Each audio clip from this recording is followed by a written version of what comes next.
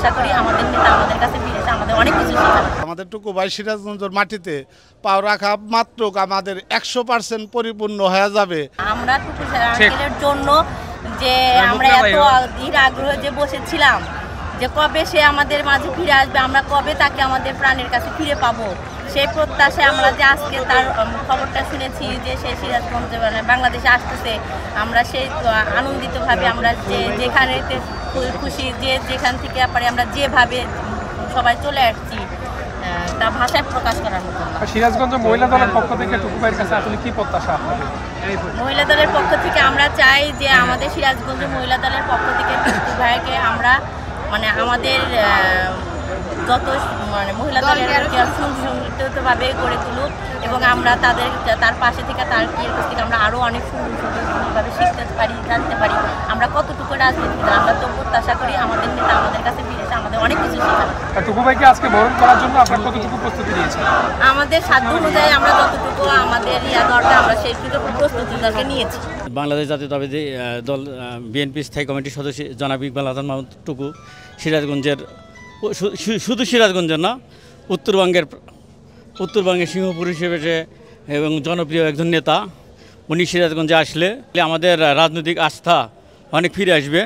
যখন সিরাজগঞ্জে আসবে দীর্ঘদিন পরে আমাদের সিরাজগঞ্জবাসী অনেক উল্লাসিত এবং আনন্দ বোধ করতেছে যে উনি দীর্ঘদিন পরে আবার দেশের মাটিতে ফিরে আসতেছে। এই জন্য আমরা মোটামুটি মহান আল্লাহর দরবারে শুকরিয়া আদায় জানাচ্ছি। সিরাজগঞ্জের রাজনৈতিক অভিভাবক উত্তরবঙ্গের অহংকার জনাব ইকবাল হাসান মাহমুদ টুকু বাংলা জাতীয়তাবাদী বিএনপির কেন্দ্রীয় নির্বাহী কমিটির অন্যতম সদস্য এবং আমাদের সিরাজগঞ্জের অভিভাবক সে সিরাজগঞ্জ বাংলাদেশ আগমন উপলক্ষে আমরা সিরাজগঞ্জবাসী ঢাকায় এসেছি, হাজার হাজার নেতাকর্মী আমরা কি তাকে সম্বোধনা দেওয়ার জন্য এসেছি এবং সে আসাতে আমরা সিরাজগঞ্জ জেলাবাসী আমরা খুবই আনন্দিত এবং আমরা খুবই মানে খুশি যে সে অনেক দিন পরে আমাদের মাঝে ফিরে আসতে পারছে। এটাই আমাদের উল্লাস, কি বলে বোঝাবো, এটা আসলে ভাষায় প্রকাশ করার মতো না। তবে আমাদের নেতা যখন সিরাজগঞ্জ আসবে আমরা ইনশাল্লাহ সিরাজগঞ্জের যমুনা সেতুর গোলচক্কর থেকে আমরা লক্ষ লক্ষের সমাবেশ করে তাকে আমরা সিরাজগঞ্জের বুকে আমরা নিয়ে আসবো দীর্ঘদিন যাবৎ পরে ইনশাল্লাহ। আমরা কতটুকু খুশি ভাষায় প্রকাশ করতে পারবো না। আমরা সিরাজগঞ্জবাসী এতটুকু খুশি যে আমাদের ঘরে বাইরে বাচ্চাটা বসতো এই টুকুভাইয়ের জন্য আজকে সিরাজগঞ্জ জেলাবাসী খুশি। আর আমরা এই জন্যই বেশি খুশি যে আমাদের যে রাজনীতির ঘাটতি আছে আমাদের টুকুভাই সিরাজগঞ্জের মাটিতে পাও রাখা মাত্র আমাদের 100% পরিপূর্ণ হয়ে যাবে। এটি আমাদের সিরাজগঞ্জের যত নেতা কর্মীদের মনের আশা এবং বাসনা। এই বলে আমি আমার বক্তব্য শেষ করছি। আসসালামু আলাইকুম। আমরা অনেক আনন্দিত, কারণ এই হাসিনা সরকার ক্ষমতায় থাকতে আমাদের ইকবাল হাসান মাহমুদ টুকু ভাইকে দেশের বাইরে মানে একটা মিথ্যা মামলায় জর্জরিত করে তাকে দেশের বাইরে পাঠিয়ে দিয়েছিল যাতে এই দেশে স্বৈরাচার আরো গঠন হয়।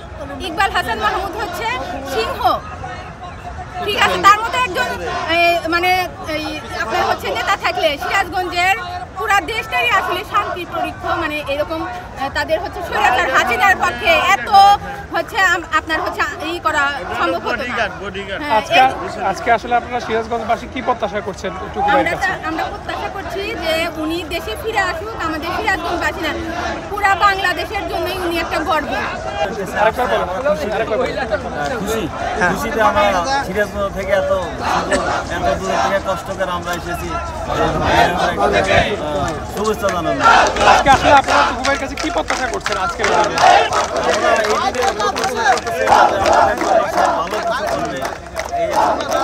ওনাকে বরণ করার জন্য আপনারা আসলে কি কি আয়োজন করছেন? আমরা বরণ করার জন্য সব ধরনের আয়োজনই করছি। আমরা নেতা কর্মী যেখানে ইউনিয়ন পর্যায়ের নেতা কর্মী এখানে এসেছে, সবাই মিলে তাকে ফুলের তোড়া দিয়ে শুভেচ্ছা জানাবে।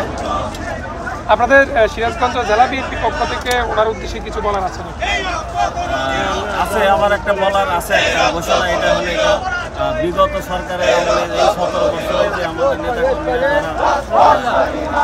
অবৈধভাবে নির্যাতিত হয়েছে তাদের একটা উচিত বিচার হওয়া উচিত। আর আমাদের নেতাকর্মী সবারই প্রয়োজন।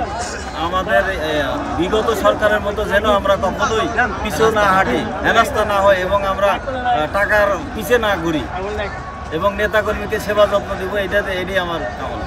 ঠিক আছে। আপনারা যারা ত্যাগী বিএনপি কর্মী আছেন, দেখা যায় যে সুসময়ে অনেকই পাওয়া যায়, বিপদের সময় পাওয়া যায় না, এই অবস্থান থেকে কি বলবেন? এই অবস্থান থেকে আমরা এটা নেতাকর্মী যারা আছেন, সিনিয়র নেতাকর্মী আছে যারা, তারা এটা ইয়া করবে, ভিতরে ভালো মন্দ ডিসাইড করবে।